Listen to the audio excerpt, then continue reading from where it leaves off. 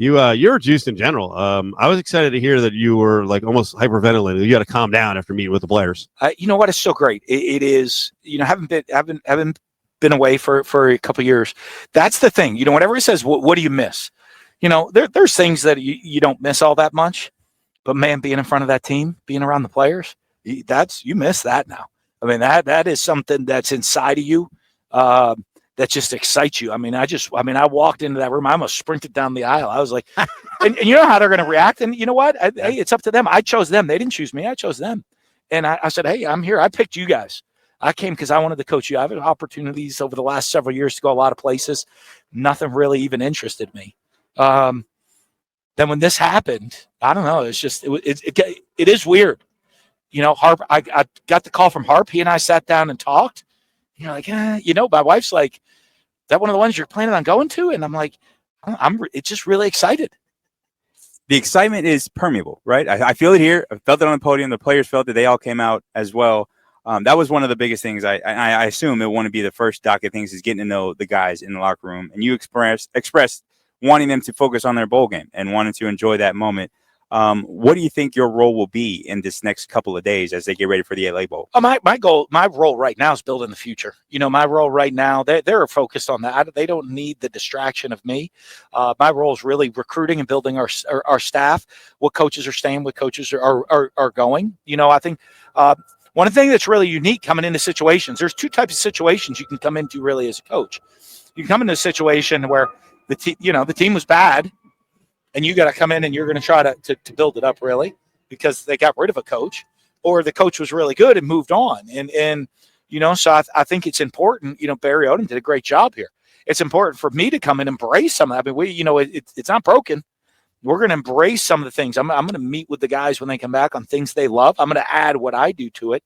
But I want to see them finish this off the right way. I mean, they're representing our school. They represent our program. They're representing all. Like I'm in now. You're in. They're representing you on the field, right? That's right. And so it's important to go get that win, and then we're going to worry about, the things that we're going to, how the things we'll keep with the great culture we'll keep, and then things will change moving into the future. You've been billed, based on your resume, as one of the innovators in college football, especially offensively. And I think your perspective as a head coach, as an offensive mind, maybe shift and change after some time, even from the beginning of your coaching career toward the end. And then now I wanted to ask you about how your perspective maybe has changed and what maybe you've learned from your role as an analyst, as a TV personality, or maybe you've had a different view of things and maybe some things have shifted or changed for you. Well, what's interesting, I get to, over the last couple of years, I get to see every game. I'm on there on TV, watch every game that's on. Football's ever evolving. Right. We were back at Utah, and then we started running some plays with a kid named Josh Harris at Bowling Green and continued it at Utah. And then I had a guy named Tim Tebow at Florida, and we're, this direct snap quarterback runs, and nobody was doing it. We went and found, some Notre Dame shift film from the 20s. They were doing it back then. Right. Seriously, football's always evolving. And we started doing things that no one was doing in college football.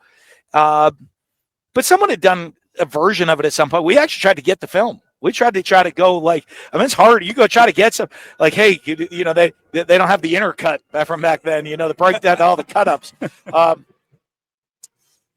But as you get to my philosophy, it's always going to continue to evolve. And I think the biggest thing you have to do, I think coaches make a mistake. We have a system that I have. And our playbook, is huge, but we only use about 60% of it every year. And the reason you do that is 60% applies to the talent and what fits the skill set of the players you have. For coaches to come in and say, hey, we have this exact system and we got to get the players to fit the system. The coach's job is to put the players in a position to succeed.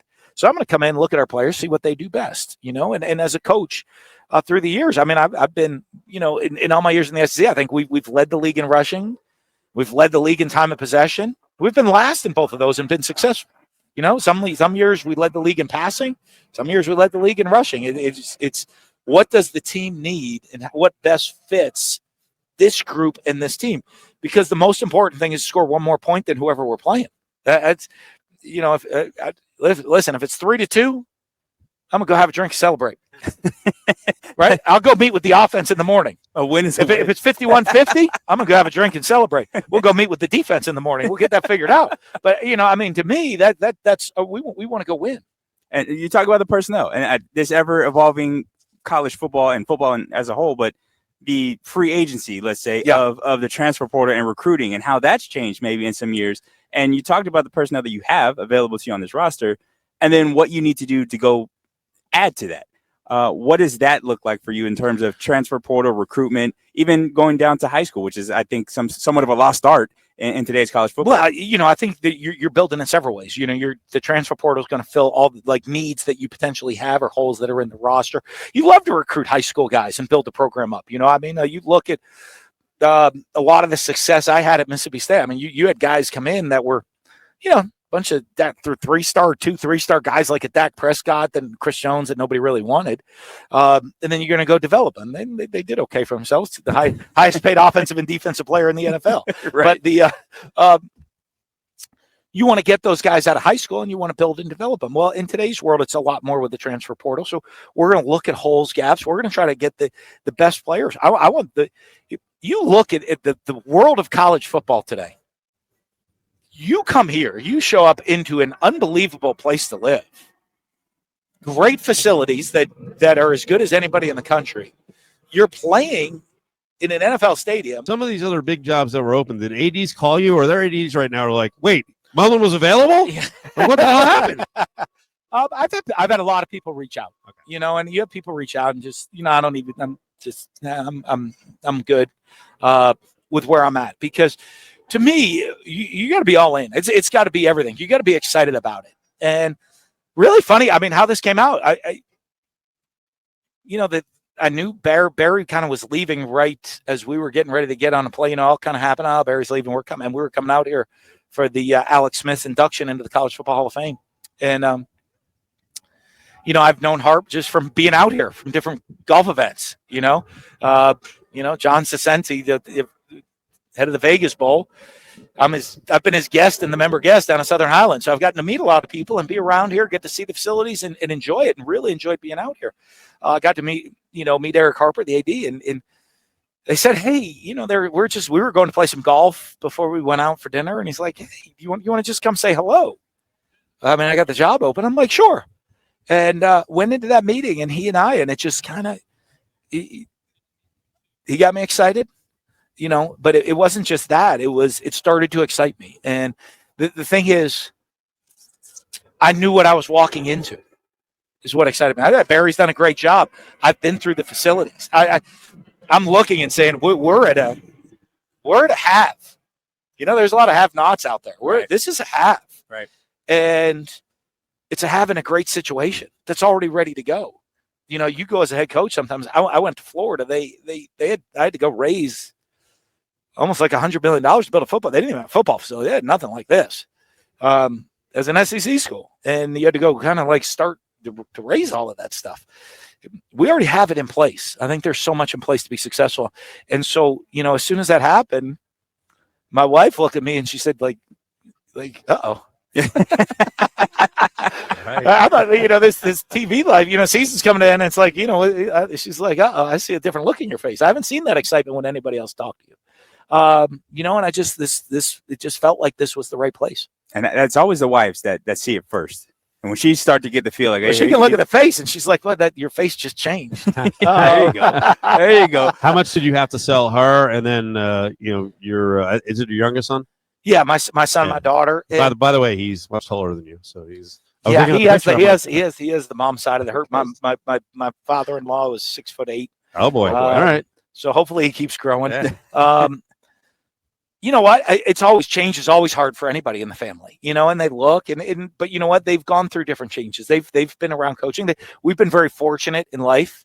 They only coached at two different places during their lifetime, and then, a little bit of a break. So I think when they got into it and realized that the challenge that's there, the excitement that's there, to come and do something new and fun. I saw it with my son, and, I think he's missed. He's been a part of it. He grew up in a locker room, mm-hmm. Around the guys. even as a young kid, I know he's a freshman in high school now, but he's missed that for the last couple of years, and I can see the energy and the excitement that he has. My daughter, there's some good shopping around here. I mean, she's 7th grade and she's looking around and she's like, this is my type of scene. I'll be okay. So I think the family's just really excited about the environment and new adventure. I like we love adventures in our family, and this is not just the coaching. This is a whole new adventure for us. It's a whole new adventure in Las Vegas. The community is obviously excited to receive your family. One unique aspect is December 14th. It's a nice sunny 60 degrees outside. Beautiful. I don't know where you've been where you can have this kind of setup. Gorgeous day. About the Las Vegas community. What did you know about the community as a whole and your excitement, I guess, to be a part of it in a different way, but then maybe as a visitor? Well, you know what? The people out here have been fantastic, and I mean, I know we're in the hospitality, capital of the world too, right? But when you go, that's one part of the city. I know. And I've learned this because my trips out here are very, been kind of out at different golf clubs, different areas, around different people, different restaurants, kind of, and the people to me are fantastic. It's the friendliness of the community has been amazing, right? Because it's there. This is it's so unique of a place, right? I mean, we have right behind us, we have the strip. I mean, like a downtown of concerts, restaurants, hotels, but that's one place of it. And you go 10 minutes away and you're in an unbelievable community with great people that are living right. They're not living the city life. We have the city at our fingertips. Mm-hmm. I don't have to drive an hour into the city to live in somewhere in a great community. You drive 10, 15 minutes and you are around great people in a great community. That's one of the things too that really excited me. I mean, for my kids, the schools that are here, there's great schools, great place to raise a family. And that's all of that ties in to making this the right place for me. I'm so anxious because we'll have a whole coaches show to get to during the season. And as you install the offense, I'm so excited to finally get to break down the X and O parts. I won't do too much of it today, but that is you and I could see when you talk about it, I can see the excitement come through because that's, I think, truly where you find the joy in football, as do I. But if you could give us a peek into the rest of what building your staff looks like and getting all the pieces in place so that you can go about installing the X's and O's come winter conditioning and spring ball. Well, what's unique, I'm going to meet some of the guys that are here and see, I like to keep some of the guys, the staff that's already here. I'm sure, they're going to, the benefit, the thing about winning, they're going to have opportunities. They're going to have opportunities, whether it's going with the coach that moved on or whether it's going, other jobs and opportunities that are out there. So we'll be in the process of that, getting the staff put together over the next couple of weeks. We have some people coming in today that are going to be part of the staff and especially off the field type of people, maybe coming in their different roles of getting that stuff in place, which is going to be really critical to me. We'll wrap it. Wrap it. That was a good answer. I was going to ask that as well. Yeah. So I don't have all the names for you, and I'm not. You know what? Yeah, because there's guys that are coaching that are finishing up that I know are coming, and you know what? I respect the guys that are here. I mean, I haven't heard this guy's. You have an idea who's leaving, who's staying, who would like to leave, who might like to stay. You get that from the coaches, but you know what? You give these guys a lot of respect and the professionalism. Their focus is on winning the bowl game, right? I mean, it wasn't like, hey, everybody walked out. We're out the door. You guys are on your own for the bowl game. They're here to win the bowl game, and then there'll be the changes happening after that. So you probably sit down with most of the players on the current roster as soon as possible. The hard one is you know what, they're on. This is their holiday break, so the hard one is I talked to all of them. I said everybody has my cell phone number on the team, and call me. I'll call you. We're going to get to know each other. If you're in town and when we're in town here, stop by to come see me. I will eventually we're going to get the meetings with every single person on the team, but sit there on after the bowl game and say, hey, you got to come back for meetings. Those guys are going home. That's, as a player, right? Especially after my team meeting and told them how hard they're going to work. I'm like, you might want to go home and get a little bit of rest before you get back. A little R&R. Everyone out there, don't text coach too much. You said your phone's blowing up. Oh yeah, no, that's all right. No, it's you know what I saw. What a great look walking in the team room today. I mean, guys were up, alert, eyes. They were ready. They were. It was exciting to be around. And they know that they're pretty good, and I know they know we've won, we've competed, and they know they're on the doorstep of doing things that are special, and that excites me. And I'm here to just help us take the next step.